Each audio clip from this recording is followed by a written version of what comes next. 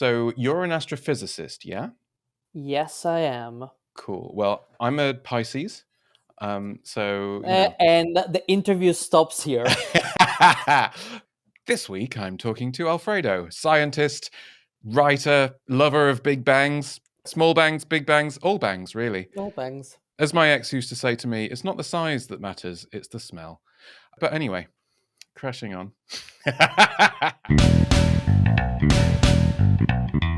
This is probably true. Please be aware that the following contains strong language and adult themes.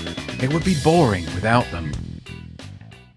As we're recording this, it's currently LGBTQ plus History Month, and with it being History Month, I thought I'd chat to someone much cleverer than me who knows about role models and stuff like that, and how we can find role models, considering how, for a lot of history, stuff like this was hidden and taboo and glossed over and not talked about. We've all seen the memes about how two warriors buried together holding each other were really good friends. And so I thought I'd talk to someone about the history of really good friends and how we can find queer role models in that kind of area. So enough jabbering around from me. Hello, Alfredo. Welcome back. Hello, River. It's a pleasure to be back. And no, you're right. Sometimes they were really good friends or brothers, even though they had different name and surnames. Adopted brothers, probably. We all seen those movies. It's one of those kind of question that it's always interesting when it comes to role models. It's always good to have more role models, but there are plenty of role models for us from history. But I always find that when it comes to celebration like History Month or any kind of dates that recognize minorities, we often just wheel out those 3-4 role models that are known to the public, and like, oh, you see, some of you were in science or in theater or in restaurants, cooking, chefs, hundreds of years ago, and that everything is fine, and it's just so ridiculous. Um, we've seen it so much in science long before there started a proper challenge to the hegemony with every time there was International Women's Day or the International Day of Women and Girls in Science, that people only talked about Marie Curie. And yes, yeah. she's brilliant, fantastic, winner of 2 Nobel Prizes. There are more people, and when we're looking at stuff historically rather than celebrating role models that are living, we struggle with a few things. To be honest, we struggle on both sides, celebrating role models that are living and celebrating role models of the past. First of all, we get a lot of backlash simply because we want to claim anyone from history as one of our own. A lot of the backlash that I see is because they did not exactly state that they were queer. They did not do a coming out. There is obviously a lot of issue on putting our modern labels on people historically, but there are plenty of example of, oh, this individual never married and lived with their best friends and have had I don't know, the biggest collection of furniture in the Western Hemisphere, and they're remembered for their fabulous parties. I'm preparing something that is going to come out in a few weeks, and probably already out by the time the podcast is out, and Rude. is Carry about on. I do trust Accurate, but also rude. Apologies. I know that you have so much to do that you cannot certainly prioritize this. Was that a good save? Sure, why not? Well, Crashing let's go on. for crashing on. Let's go. And it's about this astronomer, Maria Mitchell, and she's known to be the third woman known to have discovered a comet. She's the first woman who was a professional astronomer in the States. Great. And I was reading this book, and there are all these love letters, which you would recognize as love letters between her and this other woman called Ida Russell. One of the comment is when, fortunately, Ida passed away relatively young not definitely young, because I think she had she was the same age as me, so definitely young, in her late 30s. And like, there are comments from Maria Mitchell that are just clearly, she was in love with this woman. We don't know if it was a consummated love. We suspect that it was reciprocal, but obviously it's very difficult to say, oh, she was a lesbian or she was a bisexual woman. Even if putting a very vague sapphic term, it's very complicated. But you see, nothing stops the straight peoples to claim all of the signs and this figure for themselves. So I feel that we need to be a tad bolder to at least question the compulsory heterosexuality and cisness of every single historical person that we encounter. With the love letters, was there only one side to them? Or do we have both sides? Because it could be that having both sides in the lost letters, there might be something like, "Oh, the things you did to me last night were amazing. I was floating on a cloud," and things like that. I think they're both sides, but there's nothing quite as descriptive as that. Which is a shame. Which is a shame, but also it's I don't know, it's not as you cannot have everyone, or actually even Oscar Wilde, you have the love that dares not speak his name. So there was complexity in how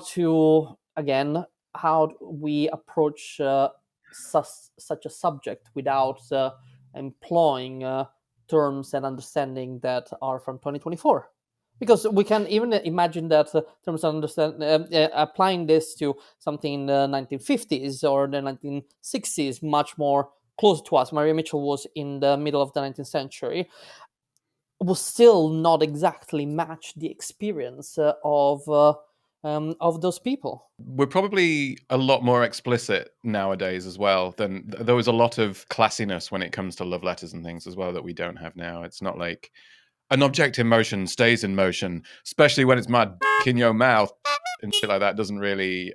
That's not gonna. I love that work, you're trying to pepper in some sciencey I am saying. trying.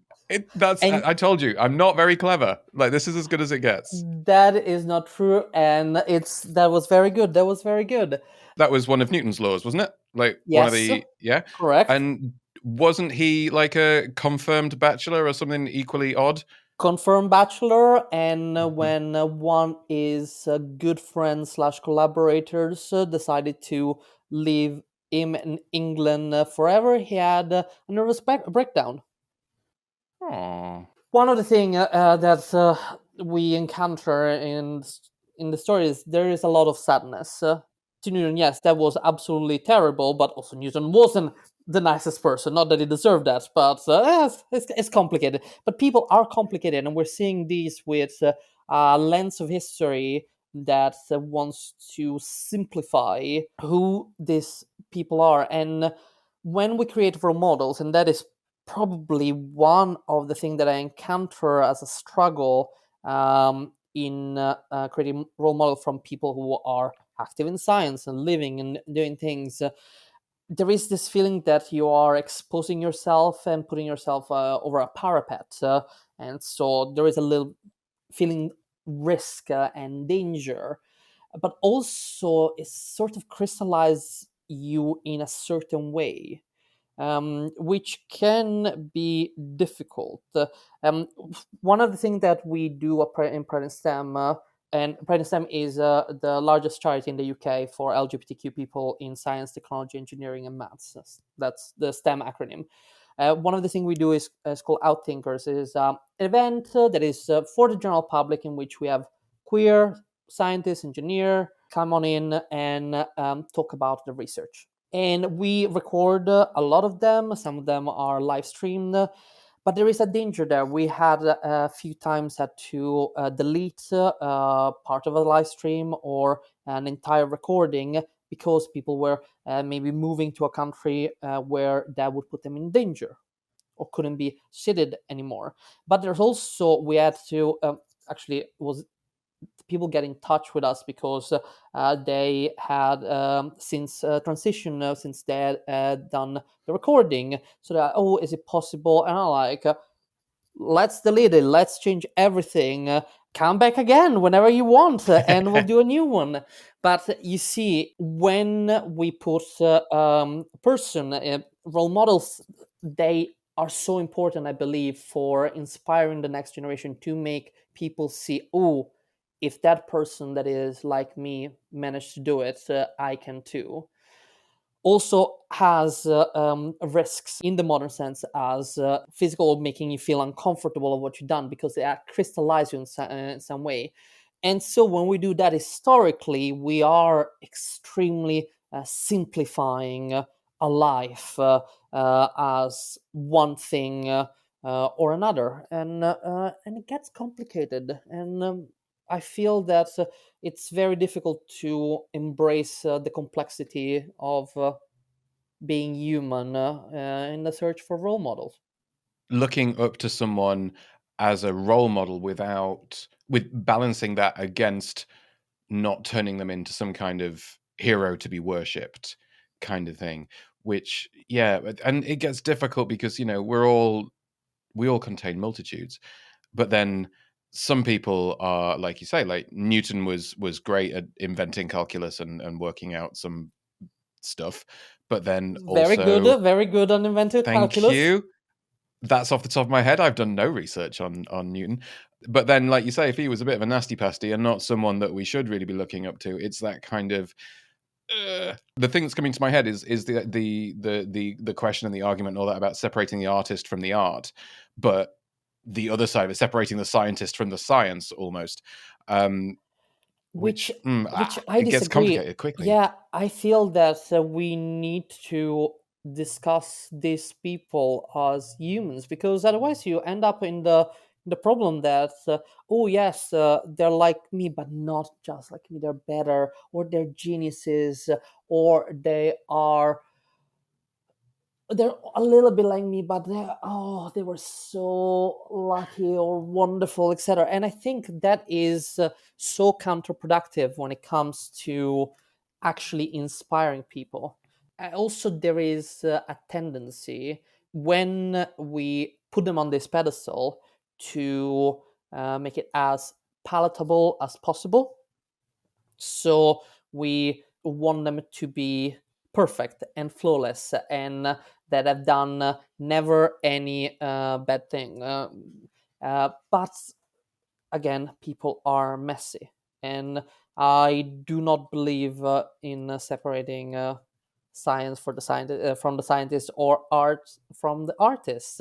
I think it's a conversation that is necessary to have. Otherwise, it's just like if we separate the people behind the human knowledge from the actual human knowledge, you're just sort of trying to pretend that all the terrible things that happen did not. And I don't think it's fair to the victim of those terrible things. But on a similar tangent, in celebrating role models, there's also this idea to make them, and I think that is the difficulties in trying to find queer role models, to make them as sexless as possible, because there are pretty little statues that have been raised on their pedestal. So we ignore the fact that, for example, going back to Marie Curie, there was a scandal because after her husband died, she had a younger lover, and people were judging her for it. I mean, her husband died. Like, she can do whatever she wants. And Yes, also, but good on him for like getting that close to someone who presumably was glowing in the dark at that point. Like, it's going to be. I wouldn't, but well, it was not known at all back then. But no, that's another true. example is queer person, very important in paleobiology, is Franz Nopcsa, and I'm hoping that I'm pronouncing that correctly. Could you say that again, please? Because I heard Franz something a little bit different. Franz Nopcsa. Nopcsa. Excellent name. Probably wins you a lot of points at Scrabble. Who are they? Well, a very complicated man, paleontologist and count from Transylvania, wartime spy, and he also tried to become king of Albania. But obviously, scientifically, the contribution that he has done were mostly related to paleontology, as I mentioned. And my favorite thing, there is a fossil turtle that is named after the butt of his boyfriend, because apparently had a beautiful butt, and so the name of the turtle is Kalokiboshen Bajadzidi. Kalakiboshen Badadzidi. Kalokiboshen Bajadzidi. Bajadzid Doda was his lover, and Kalokiboshen means beautiful box. For example, you can say Kalopijik and means fat-arsed. Mm-hmm. I would say shapely arsed rather than fat arsed. It's Calopigian No, is definitely yeah, Kalopijik, but well, sure. Shapely. Let's go with shapely. And that feels like just he's bragging a little bit there. It's like, my boyfriend's got a fantastic bum, and I have immortalized it with this animal. So yeah, that is such a great little story that makes it like a real person, a real complicated person, because it was definitely a very complicated person, but that is a real story because it's playful, it's real, it's there's a little bit of muck in it, to use that expression, which we love. It's just it's not like, oh, I have named this in your honor just because I love you so much. It's just like, I'm gonna name this after your butt because I love your butt so much. It just I can think of doing the same. It just makes it real, and I think is those kind of story that is wonderful to find, and obviously it's so difficult for us to find because well, the world has hated us for a very long time. I suppose it doesn't help when a lot of the most recent scientific and advances either happened in like Victorian or post-Victorian kind of prudy type times, or were looked at through the lens of that prudy kind of no, none of this, blah, blah, blah, blah. And yeah, there was a point you made a minute ago that kind of stuck with me. It's that, like, especially with science, less so with artists, I suppose. With science, the thing that they discover stays discovered, and it can be named after them, and maybe all you'll know is that it has the name of this long dead scientist. You don't get to know that he loved his boyfriend's ass, or that he was very good friends with someone and then, died alone. When it comes to artists and stuff like that, you go, oh wow, this writing is full of pain and anguish. I wonder what was going on in this person's life. Or ooh, this painter's used a lot of red and black. Maybe they were having a hard time. With science, it becomes the cold hard fact of it, and nothing else matters. That's not how we roll as people. We tell stories. That's our thing. And the best stories are stories about people. And you're absolutely right. I always loved science. I've always been very good at maths, but my teacher made it so nice for us because once a week we did an hour of in which it told us a story related to the particular maths theorem that we were studying or idea, and it's just so fascinating getting all those tidbits. In a way, also it set it up like it was almost telling us gossip about all the. One of my favorite is about Évariste Galois, He solved this theorem the night before he died in a duel. And when our teacher told us, it was just like, wow, that is something that stays with you. It's just like it brings the humanity into something as abstract as maths. And I think it's important that no matter the discipline, we bring the humanity. It's you mentioned so many wonderful things about literature and art, and when we read a book that really stays with us, or when we see a painting or a statue or a TV show or a video game that really stay with us, we want to know more about the people behind, especially if it really has an impact on us. If it makes us that piece of art makes us feel seen, we want to connect with the spirit. We feel that there's some kinship, and you cannot do that with science just based on abstract theorems and formulas. But if you learn about those people, it's not like, oh, I might not understand anything about that subject, but I do understand that bit about human condition. I can understand why they were staying up in the middle of the night, wondering about the mysteries of the universe, and pining after a lover that they could not have, or wishing they were different, or wanting something else. And I think creating those narratives, building those stories, and making people aware of them, I think is so important in showing us that we've always been here and we will always be here no matter what.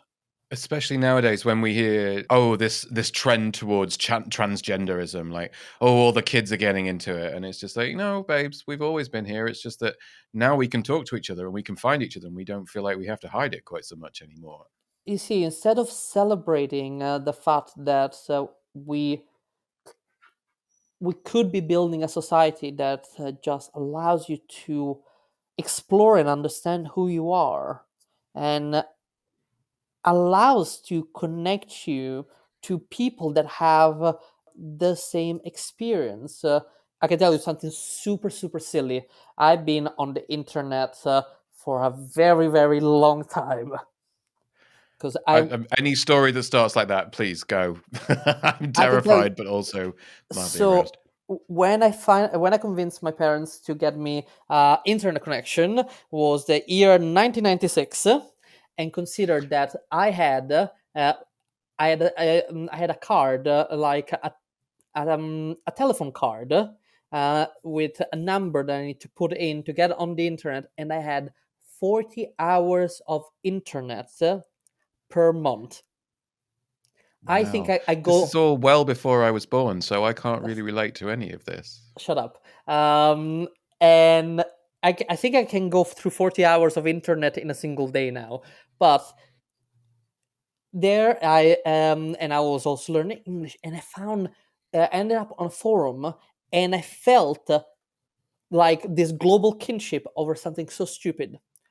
I have discovered that somebody else also loved and could only sleep if the pillow was cold. None of my family that used to do that. I was constantly turning my pillow over and over and over because I could not sleep if the pillow was warm. And suddenly I found somebody else on the internet saying they're like, oh, I cannot sleep with the pillow if the pillow is hot. And I'm like, me too. You're like me somewhere else in the world. Okay, that was a stupid example, but I had not experienced. So imagine now that we can express ourselves, we can tell how we feel, and having people that have gone through the similar experience or are going at the same time. And it's wonderful. And it should be just like a moment of pure joy across the world that we can recognize our shared humanity. instead is just like makes you want to strangle a lot of people, doesn't it? That they just think that the fact that we can see each other as humans, despite all our differences, despite anywhere that we are in the world, is something to be feared, is something to be destroyed, is something to be used against us. And if history teaches us anything, it's that it won't work. It's never worked. You can, and they will try, because history also teaches us that there's no shortage of idiots who are going to keep trying. But I suppose there's some solace to be taken in the thought that we've always been here and we always will be. And I think what's empowering is that we are louder than ever. We are probably, I would say, more radical than ever. We It's probably because we are so pissed off about all the injustice that we see every day. And I know it's very easy to be demoralized because the world is going into terrible directions, and the people in charge sincerely do not give a about all the multiples horrible things. But I always seen that there is a force for good, and on social media, for all its negative side, that voice has not been quenched. Actually, is getting louder and louder. And yes, our enemies have lots of sock puppets and propaganda and established media on their side. But even with all of that, I think people are, especially the younger generation that gives me a lot of hope, are not that easily fooled. Not saying that everything is perfect, or that our only hope of salvation is Gen Z and Gen Alpha, and that would relinquish our responsibility, and we have a lot of responsibility. But I think that there is a lot more need and wanted, a lot more hunger for fairness in the world and for changes in the world. As we were growing up, there were ways that the world was. Like, things are like this, and no, it's not fair. The world's not fair, and that's not going to change. You have to deal with it, because this is just how things are. And we questioned it, as all angry teenagers do, but we kind of like, oh, okay, fine, I suppose. Whereas kids growing up now are like, well, it can't be the way it can't continue the way it is, because it's literally going to kill all of us.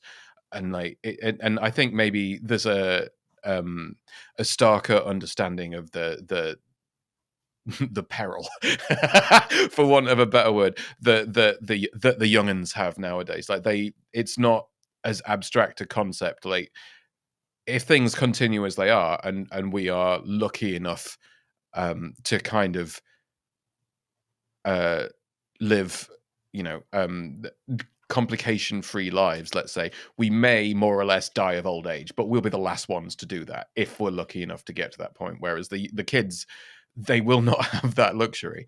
And yeah, I think that's got a bit dark. No, Let's and it's got very serious as well. But you're absolutely right. Um, it's this kind of uh, you're absolutely right. I feel that the next generation are faced with those kind of choices and those feelings, and this is why it's important to show that there are people that have their back in the older generation. Something that I absolutely hate is the media narratives of generation versus generation, and this interest. There's been very little still of millennials versus Gen Z, but I've started to see it, and I don't like it. And I sincerely do not care if Gen Z make fun of us for we are a nostalgia obsessed generation. Make fun of us. I don't want to Yeah. become a boomer that's like, oh no, things should be a certain way. Absolutely not. Seriously, uh, take me out of back and shoot me if I becomes like that. But this thing, what I want to and what I can do as much as possible is make it easier for the next generation and fight the fight to help the next generation and create a society that can have those role models that will inspire the next generation to do better, be better than us. It's a low bar. Yeah. I know. Okay, so to bring things back around to role models, then, what makes a good role model, in your opinion? I think a good role model, it's very simple. Somebody that is willing to be open about themselves, and they want to tell something about their work, interests, life, etc.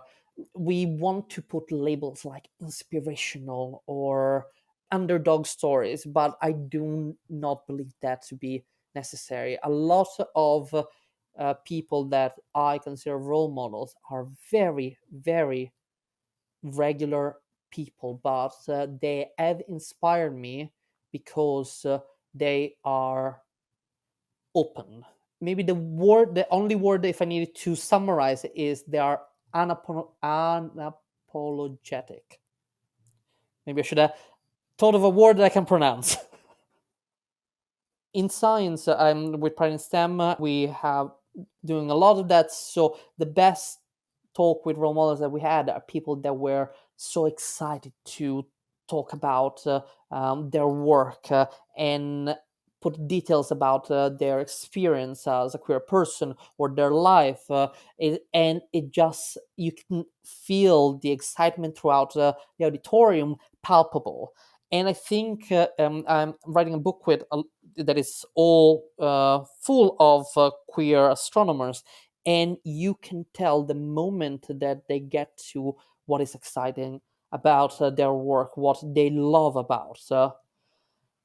Oh my god, I can listen for hours to that because suddenly they they shine, and this is what you want from a role model, something that is a bright little light that can guide others on a certain path. Who's one of your role models? I'm going to pick Frank Kameni. Frank Kameni was an astronomer in the United States. He started some of the earliest gay rights organization in the US. He was fired by the federal government in the Lavender Scare, and that's when he got into activism. Seeing the way they approach things, so this is pre-Stonewall, we can clearly see that it's was not an effective way to change heart and minds. Also, it was very limited in the scope and the understanding of not just LGBT issue, but complete intersectionality, etc. It's very much a white gay man. But despite the limitation, I think the limitations are important because they remind you that there's still a person of a completely different epoch with prejudice that were not challenged. He worked hard with lesbian woman Barbara Gittings to get the American Psychology Association to remove homosexuality from the list of the mental health disorders.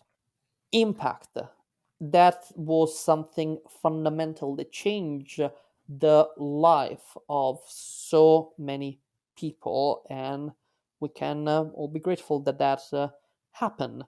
You see, it's inspiring to me because it makes me think that is somebody that was probably stubborn and continued to do a certain fight and while might not have helped in every aspect of queer liberation, it had one tangible success.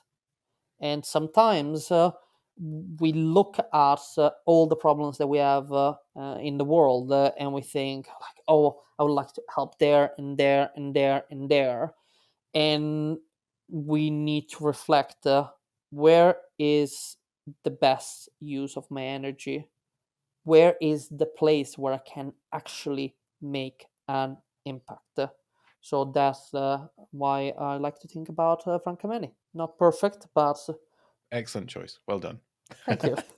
Let's pay some bills. You mentioned a little while ago that you're writing a book. Yes, the book is called Invisible Rainbows.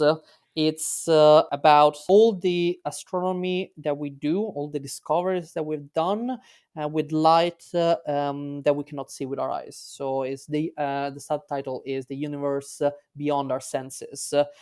And as I was coming up with the idea, I thought, wait a minute, I'm calling it Invisible Rainbows. There is another Invisible Rainbows, which is queer people in astronomy that don't get the same opportunity and visibility of other astronomers. So I decided that the project was going to be just queer astronomers interviewed for this book. It's Awesome. bit of a challenge in some aspects because obviously it gets more complicated to get astronomers from certain geographical regions because, as we discussed, there are dangers. But at the moment, I have a person from every continent, so happy that, and it's not just diversity in terms of being queer; it's across the spectrum. And yes, I am working with this publishing house called Unbound, and it works that the initial costs for the book are crowdfunded. So if you like the idea of learning about astronomy in a fun and accessible way, or if you like to support a big book of queer astronomy, pledge for a copy of my book, Invisible Rainbows. Excellent. And there'll be a link in the show notes because, of course, there will. Thank you. And if people wanted to bug you and learn more about science and stuff, you've got your own podcast, you've got websites, you've got all sorts of things. Lay all those links on us. Yes, the podcast is called The Astroholic Explains, and we talk about astronomy with my husband, who is not a science person, but is very curious and have lots of fun questions to ask. So we explore those. And I think earlier you mentioned that he's got a fantastic arse as well. So that's good. Oh, yes. I mean, it doesn't come up much on the podcast, but it's still good to know. I know it's very difficult to showcase that on an audio medium. And everywhere I am at Dr. Carpineti. So I'm on all socials. If you have any question about science, feel free to bug me. And feel free to bug me for anything else. That was Probably True, the LGBTQ plus storytelling project created to remind all of our queer siblings that we are none of us alone. If you liked it, then comment, share, subscribe, and join the Patreon. Or just tell all your friends. If you didn't like it, tell me. Come at me, bro. I hope that we can inspire enough people to believe the change is possible and actually make the change happen.